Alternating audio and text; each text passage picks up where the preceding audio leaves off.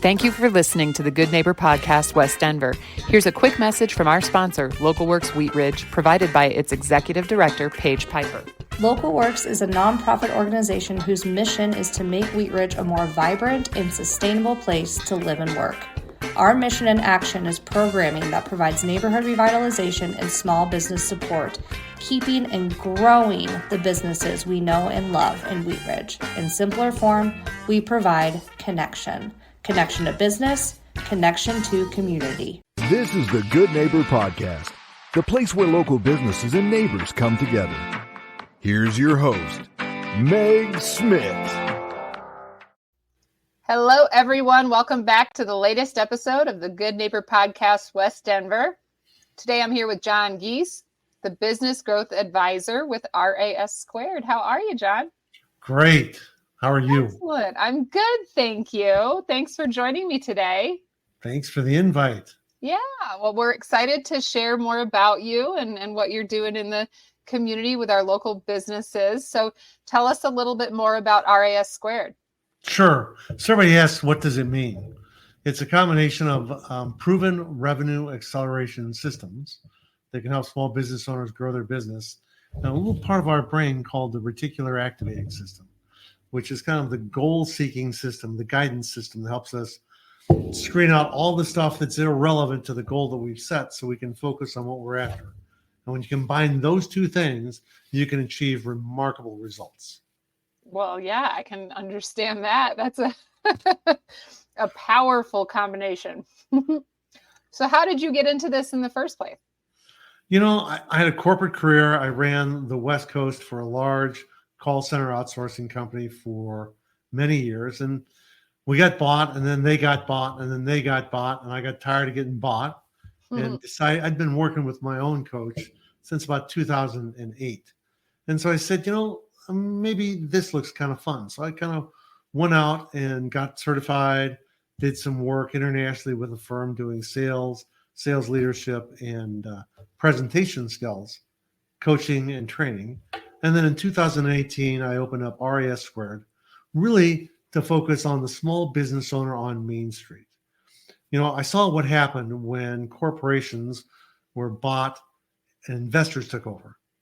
You know, it was really great for a little while, but then it was the employees suffered, the clients suffered, the investors made some money, and everybody was out in the street again. I realized, and we saw this when COVID hit, Wall Street doesn't care. The government is not always effective, but when our small business owners band together and are strong, our communities thrive and are thriving. So I'm committed to helping the small business owner on Main Street get out of the job that they bought and into the business that they own. That's awesome. Yeah, the backbone of our economies, right, are our locally owned businesses. That's right. That's who our goal is to promote and share with the communities as well. So tell us about any reasons customers like to work with you versus other business growth resources. Well, for one, I'm a great guy, but obviously that's besides the point. No, like I said, I've worked with coaches for a long time, and there's all sorts of people that will help you grow your business. But one of the things that's unique to RAS-Squared is we have a proprietary software tool that helps us sit down and identify where the revenue is in your business right now, that if we made a couple of tweaks, you could capture without spending more money on marketing and advertising. And once you capture that then, and you figured out what your messaging is and what your offers are, now you can start ramping up to really drive results. But, you know, too many people have a great conversation with their advisor, but they don't really move the needle. By having this tool, we lay out where the revenue is. It lays out a Gantt chart that we use to follow, and we track results every week to see if we're actually moving the needle on the business. Because if the needle doesn't move, it's just been a great conversation. Yeah, the measurable results are definitely what you're looking for as the business owner. That's right. You can't just, hypothesize and. Well, I think I'm a philosopher, so I can. But it's like what I don't want is what's happened to me. I've hired coaches, and we've had great conversations, but my life didn't change. So my commitment is we're going to make a difference in your business. Yeah, excellent. So tell us about any hardships that have come about that have really improved your services and systems. Gosh, it kind of changes from, month to month, season to season. I think one of the hardships is, you look at this from the outside and you think, oh my goodness, that's easy. I could do that. I can talk to people. But business growth doesn't change. You still have to find a way to reach out to customers, get them engaged in the conversation, and then have them say yes. And so that was kind of one of the first hurdles I had to jump. And in the process, everybody likes networking, and networking is a great tool. But when you rely just on networking and word of mouth, you're really leaving your fate in the hands of others, and you don't control that. So that helped me take control of my business by scheduling and planning the strategic kinds of outreach that I do for speaking engagements, partnerships, and just one-to-one calls with people to bring them into a conversation. That's probably one of the biggest lessons is we can't rely to, this, you talk to business owners all the time. Yep. About outreach. and what do they say? They say, oh yeah, word of mouth. That's great. That's how we grow our business. Well, that's the gravy, but word of mouth is really unreliable. Yeah. It's not a best practice. Like you don't see the big corporations and the, really strong locally owned businesses relying on word of mouth. You see their branding, you see their presence, because they know they've already learned that lesson. Even if you were to go, to a bank and try to apply for a business loan, guess what part of the business plan is that you have to present? It's your marketing. And if you say word of mouth, they're not going to fund you because that's not a marketing plan. No, exactly.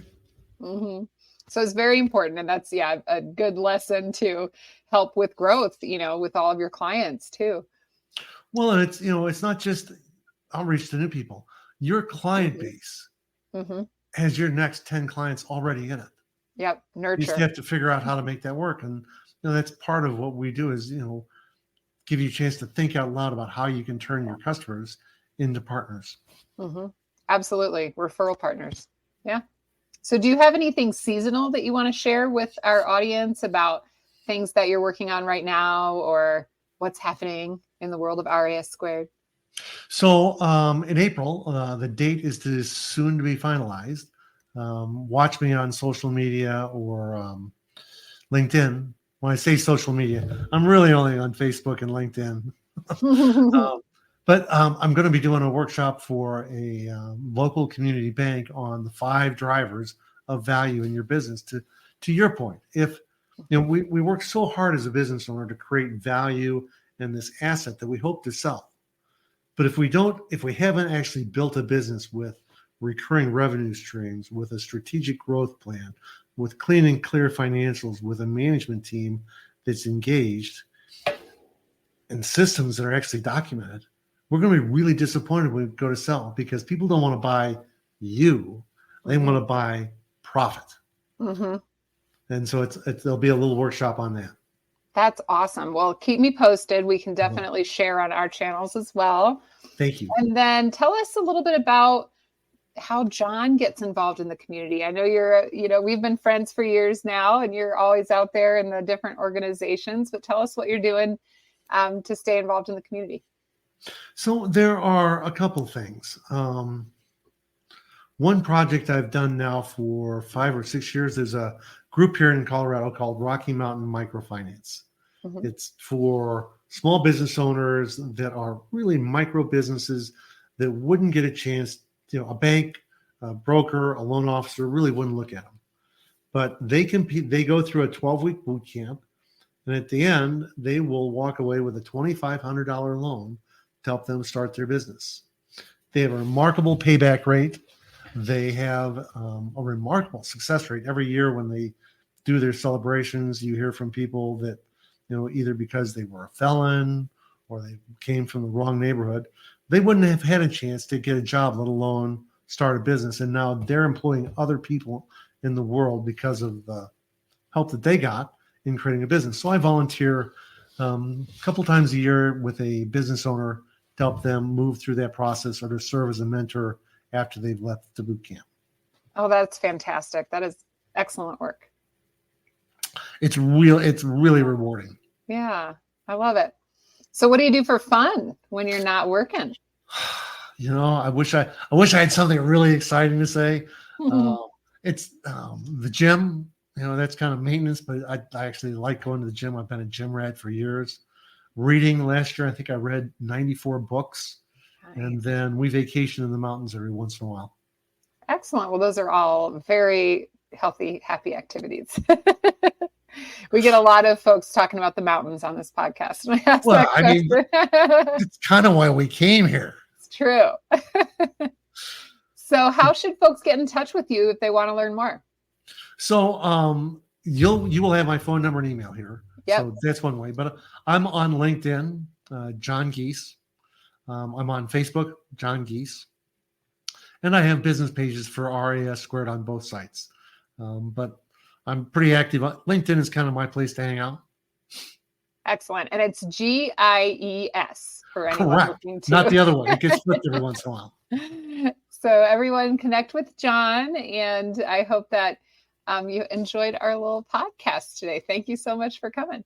No, and thank you. I really appreciate it. Love the work you've done. I've watched you take your media company from one to many in just a really short period of time.